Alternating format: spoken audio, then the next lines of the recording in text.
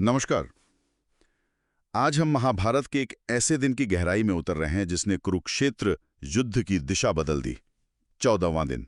जी हाँ, वो दिन जब अर्जुन का रौद्र रूप देखने को मिला। बिल्कुल। हम द्रोण पर्व के उन हिस्सों को देख रहे हैं जहां अभिमन्यु की मृत्यु के बाद शोकाकुल अर्जुन जयद्रथ वध की अपनी प्रतिज्ञा पूरी करने निकलते हैं। हम्म, कहानी शुरू होती है धृतराष्ट्र की चिंता से। वो संजय से पूछते हैं कि भाई अर्जुन के इस भयंकर क्रोध का सामना कैसे किया कौरवों ने। हाँ, और धृतराष्ट्र डरे हुए थे, जो स्वाभाविक भी था।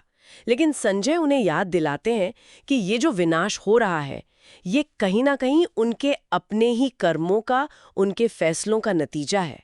ये दिन सिर्फ बदले का दिन नहीं था। नहीं था, सही कहा। ये युद्ध का भविष्य तय करने वाला दिन था। अर्जुन की वो प्रतिज्ञा कि सूरज ढलने से पहले जयद्रथ का वध या फिर आत्मदाह, इसने दोनों सेनाओं पर जबरदस्त दबाव डाल दिया था। हाँ, सोचिए जरा। तो उस सुबह कौरवों के सेनापति द्रोणाचार्य उन्होंने क्या किया? उन्होंने अर्जुन को रोकने के लिए एक बहुत ही जटिल, एक तरह से कहें तो अभेद्य व्यूह रचना की। जी, कमाल की व्यूह रचना थी वो, 3 स्तरों वाली। 3 स्तर? कैसे? सबसे बाहर शकट व्यू, मतलब गाड़ी के आकार का। उसके अंदर फिर चक्र व्यू, और फिर बिल्कुल केंद्र में एक तीखी सुई की नोक जैसा सूची मुख व्यू। और उसी सूची मुख व्यू के बिल्कुल आखिर में जयद्रथ को छुपाया गया था। बाप रे, मतलब भेदना लगभग नामुमकिन। और ये कितना बड़ा था अंदाजन? बहुत विशाल। मोर्चा ही करीब 48 मील का बताया जाता है, और जयद्रथ तक पहुंचने के लिए अर्जुन को कम से कम 12 मील अंदर घुसना था। 12 मील?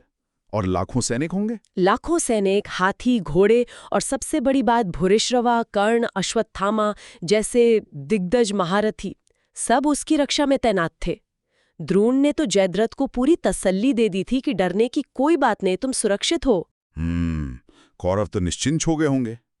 लेकिन फिर युद्ध शुरू होने से पहले ही पासा पलटा शायद, अर्जुन और कृष्ण के शंखनाद ने। हाँ बिल्कुल, अर्जुन का देवदत्त और कृष्ण का पांचजन्य।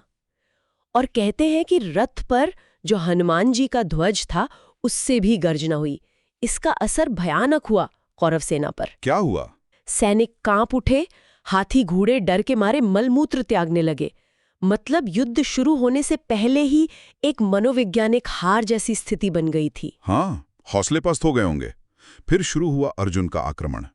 कृष्ण सारथी थे जी, और अर्जुन ने सबसे पहले दुर्मर्शन के दल पर हमला बोला। बाणों की ऐसी बारिश की, कहते हैं सिर ऐसे कट कट कर गिर रहे थे जैसे पेड़ से पके फल। हजारों सैनिक मारे गए। भयंकर संहार था वो। दुर्मर्शन की टुकड़ी तो भाग खड़ी हुई। फिर सामना हुआ दुशासन की हाथी सेना से। विशाल सेना थी वो की। हाँ, हाथियों पर भरोसा था कौरवों को, लेकिन अर्जुन ने उसका भी वही हाल किया। हाथियों के योद्धाओं के छत विछत शरीर, खून मांस से पूरी रणभूमि पट गई। दुशासन भी टिक नहीं पाया। अर्जुन को रोकना नामुमकिन सा लग रहा था। लेकिन फिर वो क्षण आया जब गुरु द्रोण सामने आ गए।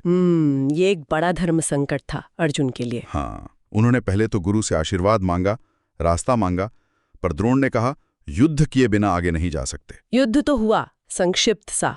दोनों घायल भी हुए, पर यहाँ कृष्ण ने अर्जुन को याद दिलाया, लक्ष्य जयद्रथ है, समय कम है, गुरु का सम्मान अपनी जगह, पर प्रतिज्ञा और कर्तव्य भी है। तो अर्जुन ने क्या किया? गुरु को हराया? नहीं, हराया नहीं। अर्जुन ने गुरु को प्रणाम किया, उन्हें एक तरह से सम्मानपूर्वक छोड़कर, उनके पास से बचकर रास्ता बदलते हुए वो व्यूह के और अंदर चले गए। लक्ष्य पर ध्यान केंद्रित रखा। वाह!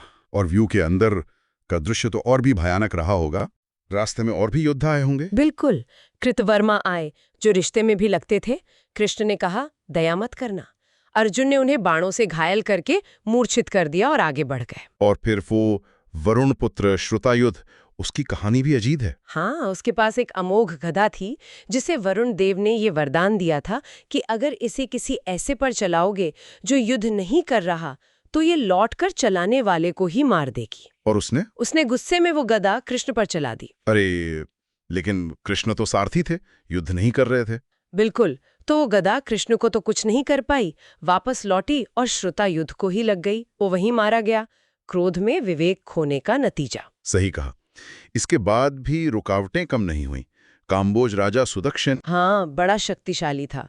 उसने अर्जुन को घायल भी किया, पर अर्जुन ने क्रोध में आकर पहले उसका रथ तोड़ा, घोड़े मारे और फिर एक ही बाण से उसका काम तमाम कर दिया। फिर दो भाई श्रुतायुष और अच्युतायुष। जी, दोनों ने एक साथ भाले फेंके अर्जुन पर। अर्जुन कुछ देर के लिए मूर्छित भी हो गए थे। ओह, फिर?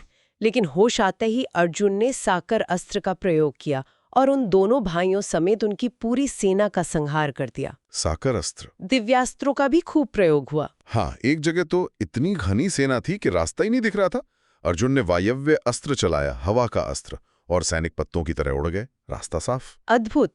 और एक और श्रुतायुष था, अंबष्ठ राजा। हाँ, उसने भी कृष्ण पर गदा चलाई। कृष्ण अप्रभावित रहे। अर्जुन ने पहले उसकी गदा काटी, फिर उसकी भुजाएं काटी और अंत में सिर काटकर उसका भी वध कर दिया। तो इस तरह एक के बाद एक बाधा, एक के बाद एक महारथी। सबको रौंदते हुए अर्जुन का रथ आगे बढ़ता ही जा रहा था। बिल्कुल, हर बाधा को पार करते हुए, अनगिनत योद्धाओं का संहार करते हुए अर्जुन लगातार जयद्रथ की ओर बढ़ रहे थे। 14वें दिन का सूरज अभी अस्त नहीं हुआ था और अर्जुन अपनी प्रतिज्ञा पूरी करने के पथ पर थे।